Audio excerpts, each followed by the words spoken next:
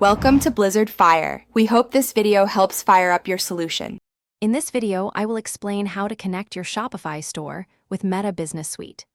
This integration is essential for expanding your reach and streamlining your social commerce efforts across Meta's platforms.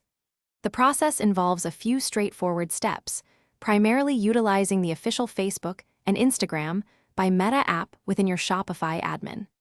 You will need to ensure your Meta Business Suite and Facebook business page are properly set up beforehand. Let's dive into the details to get your store connected seamlessly. Before starting, confirm you have administrator access to your public Shopify store, ideally on a basic or plus plan. You also need a Meta Business Suite account, a dedicated business Facebook page, and a professional Instagram account. Once these are ready, navigate to your Shopify admin. Go to Sales Channels, search for the Facebook and Instagram by Meta app, and click to install it. This official app is your gateway to connecting both powerful platforms. After installing the app, you will be prompted to connect your Facebook account. Use the personal Facebook account that holds administrator access to your business page and Meta Business Manager.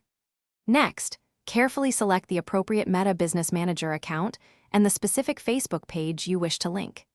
It is crucial to review and accept all requested permissions for commerce, ads, and the Meta Pixel to ensure full functionality and data flow. The next vital step is configuring data sharing.